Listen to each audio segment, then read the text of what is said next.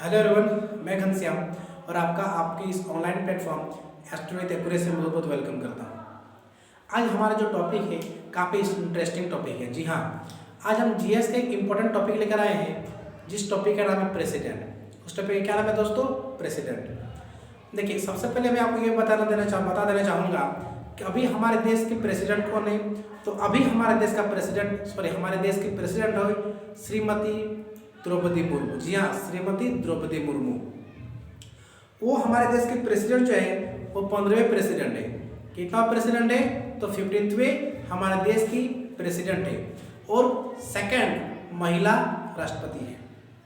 तो आपको कमेंट्स में ये लिखना है कि अभी हमारे देश के वाइस प्रेसिडेंट कौन है और वाइस प्रेसिडेंट जो भी है उनका पोजीशन कितना है, यानी 15वें 16वें 17वें जितना भी है। आपको कमेंट्स में आपको ये कम करना है। देखिए दोस्तों, हम सभी जानते हैं कि हमारा जो संविधान बना है अलग अलग देशों के संविधान को पढ़कर उनमें से जो इम्पोर्टेंस चीज़ें हैं, यानी उनमें से जो इम्पोर्टेंस फैक्ट्स हैं उनको हमारे संविधान में लिया गया है। ये हम सभी जानते हैं। तो आज हम बात करेंगे ऐसा कौन कौन सा चीज़ है, ऐसा कौन कौन से फंक्शन है जो प्रेसिडेंट से रिलेटेड, किससे रिलेटेड? जो प्रेसिडेंट से रिलेटेड अलग अलग देशों के संविधान से हमारे संविधान में उसको जगह दिया गया है। यानी अलग अलग संविधान को पढ़कर हमारा जो संविधान बना उनमें से प्रेसिडेंट के लिए कौन कौन सा फंक्शन दूसरे देशों के संविधान से लिया गया है ना इम्पोर्टेंट चीज। आपको ये ऐसा वीडियो आपको पूरे यूट्यूब में नहीं मिलेगा। मैं आपको कॉन्सेप्ट देने वाला हूँ। जस्ट आपको करना क्या है कि वीडियो को आपको लास्ट तक देखना है और चैनल को सब्सक्राइब करते जाना है। चलिए मिलते हैं। आइए लेट्स स्टार्ट।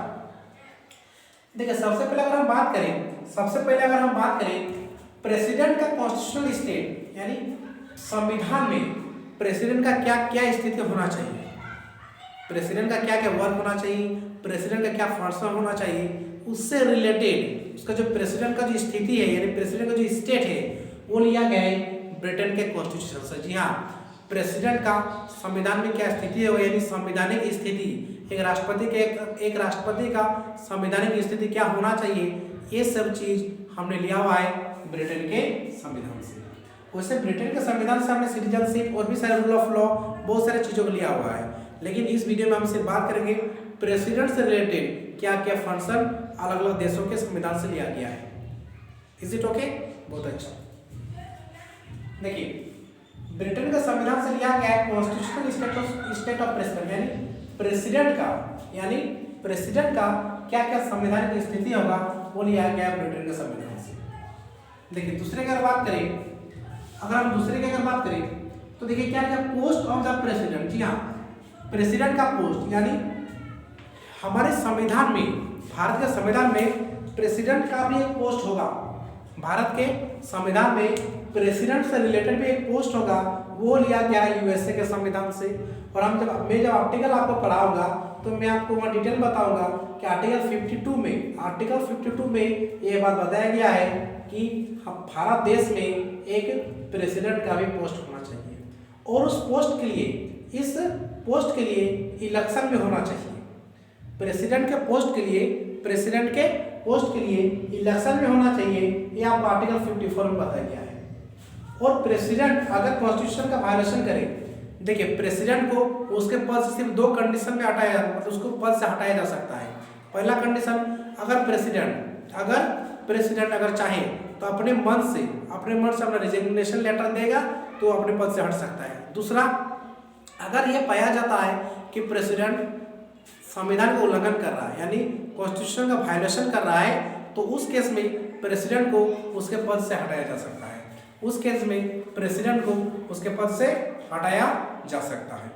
तो प्रेसिडेंट को हटाने का भी प्रोसेस हमारे संविधान में है, यानी उसको कहा जाता है इम्पीचमेंट।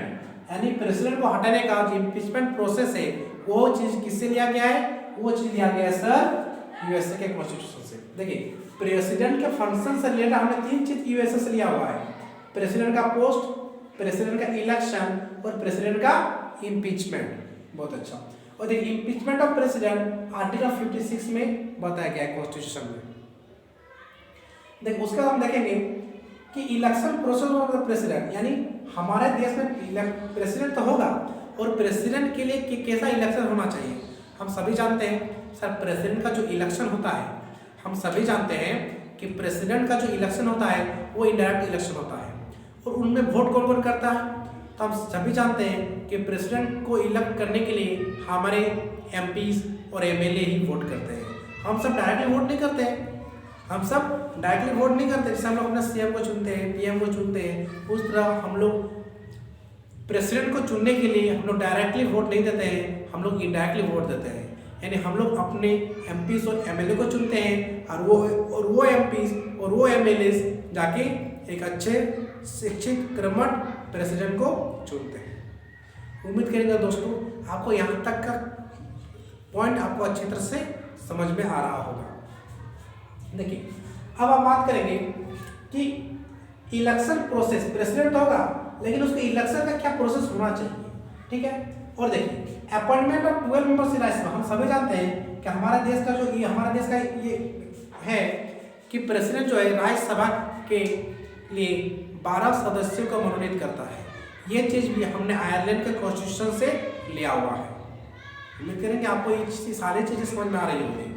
यानी appointment of 12 members in Rajya Sabha में 12 लोगों का जो अपॉइंटमेंट किया जाता है वो भी हमने लिया हुआ है आयरलैंड के कॉन्स्टिट्यूशन से। देखिए awards and honours given by the president, हम सभी जानते हैं कि हमारे देश में अगर कोई अवार्ड्स देना है, भारत रत्न किसी को प्रोवाइड करना हो, पद्म विभूषण और भी बहुत तरह के अवार्ड्स किसी को देना हो, खेल रत्न भी देना हो, अर्जुन अवार्ड भी देना हो, तो वो अवार्ड कौन देता है? प्रधानमंत्री तो देते नहीं है, मुख्यमंत्री तो देते नहीं है, कौन देता है? तो प्रेसिडेंट। तो ये भी चीज़ हमने आयरलैंड के संविधान से लिया हुआ है, ठीक है। देखिए और लास्ट देखिए joint session called by the president, हम सभी जानते हैं जब जरूरत हो, जब जरूरत ऐसा लगता है तो हमारे जो प्रेसिडेंट है वो ज्वाइंट सेशन बुलाते हैं। पार्लियामेंट में लोकसभा के भी और राज्यसभा के भी मेंबर्स आते हैं, उसी को ज्वाइंट सेशन बोला जाता है। तो ये जो joint session called by the president है ये हमने ऑस्ट्रेलिया के संविधान से लिया हुआ है और आर्टिकल 108 में ये मेंशन है कि प्रेसिडेंट जो है जब जरूरत हो वो ज्वाइंट सेशन के लिए बुला सकता है पार्लियामेंट में।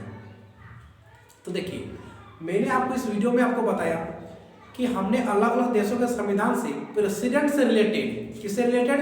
तो प्रेसिडेंट से रिलेटेड क्या क्या लिया है। अगला वीडियो जो हम स्टार्ट करेंगे तो उस वीडियो में हम ये डिस्कस करेंगे कि प्रेसिडेंट से रिलेटेड क्या क्या आर्टिकल्स हैं। फिर उसके नेक्स्ट हम ये डिस्कस करेंगे कि प्रेसिडेंट का पावर क्या क्या है। यानी हमारा ये जो मकसद है प्रेसिडेंट से रिलेटेड, अगर ये भी क्वेश्चन आपके एग्जाम में आ जाता है तो आपका मिस नहीं होगा।